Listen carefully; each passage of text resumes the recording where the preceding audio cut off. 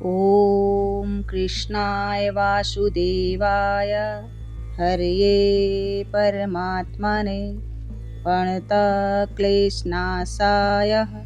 गोविंदाय नमो नमः। राधे राधे दोस्तों, कैसे हो आप सब। पालीवाल दिव्य वाणी में आपका एक बार फिर से स्वागत है। तो दोस्तों, आज हम अष्टावक्र गीता के एक बहुत ही विशेष पड़ाव पर हैं। आज हम 5वें अध्याय को समझेंगे। यह अध्याय हमें सिखाता है कि हम संसार की भाग दौड़ के बीच भी अपने मन को पूरी तरह शांत और मुक्त कैसे रख सकते हैं।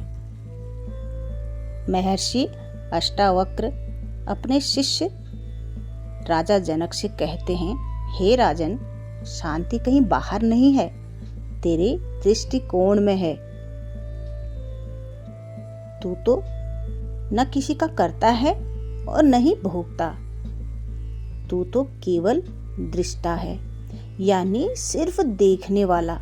जैसे आकाश में बादल आते जाते हैं पर आकाश हमेशा शुद्ध और अचल रहता है, वैसे ही तू भी हमेशा शुद्ध बुद्ध और मुक्त है।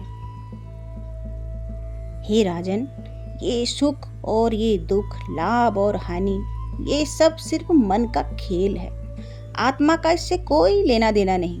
तू तो वो गहरा समुंदर है जिसमें लहरें उठती हैं और शांत हो जाती हैं, पर समुंदर हमेशा स्थिर रहता है। अपने भीतर की उस स्थिरता को पहचानो। आगे अष्टावक्र जी कहते हैं, हे जनक, तूने शांति पाने के लिए बहुत दौड़ लगा ली। अब थोड़ा ठहर जा। जब तू कुछ बदलने या कुछ पाने की कोशिश छोड़ देगा, तब मोक्ष स्वयं तेरे पास आएगा। तू अभी इसी वक्त मुक्त ही है। बस शांत हो जा और अपने स्वरूप में विश्राम कर। दोस्तों, अष्टावक्र जी की ये बातें हमें सिखाती हैं कि जीवन की उलझनों का कारण बाहर नहीं, हमारे भीतर है। जिस दिन हम यह मान लेंगे कि हम यह शरीर नहीं हैं बल्कि ये दिव्य आत्मा है, उस दिन संसार की कोई भी चिंता हमें छू नहीं पाएगी। जैसे मिट्टी से घड़ा बनता है, पर घड़ा टूटने के बाद वो वापस मिट्टी ही बन जाता है, वैसे ही यह शरीर और संसार भी उसी परम सत्ता से बने हैं और अंत में उसी में मिल जाएंगे। तो फिर ये मोह किस बात का। हे राजन, तू तो वो मिट्टी है जो कभी नहीं बदलती। जैसे सोने के गहने अलग अलग आकार के होते हैं, कोई अंगूठी है तो कोई हार, लेकिन सब में सोना एक ही है। वैसे ही हमारे रूप अलग हो सकते हैं, पर हम सबके भीतर बैठी वो आत्मा एक ही है। जब हम ये जान लेते हैं, तब नफरत और भेदभाव खत्म हो जाते हैं। जैसे एक छोटा बच्चा मेले में अपनी माँ का हाथ पकड़कर घूमता है तो निडर रहता है, लेकिन जैसे ही वह हाथ छोड़कर खिलौने की चमक धमक में खो जाता है, वो डरने लगता है और रोने लगता है।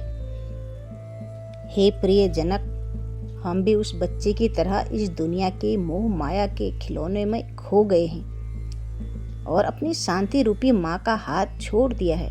बस एक बार फिर से अपनी आत्मा की ओर मुड़ के देख, माँ का हाथ थाम ले, फिर तुझे न कोई डर रहेगा न कोई चिंता।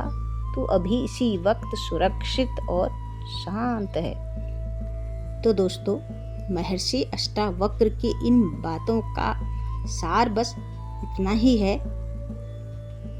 जैसे एक थका हुआ मुसाफिर दिन भर की धूप और धूल के बाद अपने घर लौट आता है और चैन की नींद सो जाता है, वैसे ही तू भी इस दुनिया की भाग दौड़ से थक गया है। अब अपने भीतर के घर में लौट आ। तू न पूरा है न अधूरा है और न ही बंधा हुआ है। तू तो वह आकाश है जहाँ कभी कोई दाग नहीं लगता। बस अपनी चिंताओं की पोटली को भगवान के चरणों में रख दे और इसी क्षण तू पूरी तरह शांत हो जा।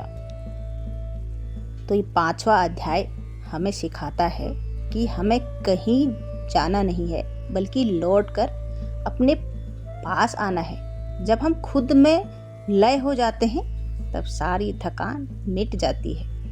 महर्षि अष्टावक्र हमें समझाते हैं कि लय होना क्या है। इसे एक छोटी सी कहानी से समझिए। एक बार नमक की बनी एक छोटी सी गुड़िया समुंदर की गहराई नापने चली।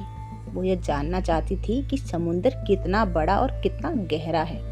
लेकिन जैसे ही उस नमक की गुड़िया ने समुंदर के पानी में अपना पहला कदम रखा, वो धीरे धीरे गलने लगी और जैसे ही वो समुंदर के बीच पहुंची, वो खुद ही समुंदर बन गई। अब कौन बताए कि समुंदर कितना गहरा है, क्योंकि नापने वाली तो खुद समुंदर में लय हो गई। हे प्रिय जनक, तू भी उस नमक की गुड़िया की तरह इस संसार को समझने निकला है।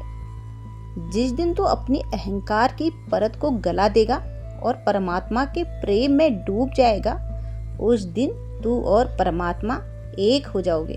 फिर कोई दुख नहीं बचेगा, कोई डर नहीं बचेगा, सिर्फ और सिर्फ शांति बचेगी। आशा करती हूँ कि आज की ये दिव्य वाणी आपको सुकून देगी। अगर आपको ये ज्ञान अच्छा लगा हो तो मेरे चैनल को लाइक सब्सक्राइब करना ना भूलें। तो मिलते हैं छठे अध्याय में।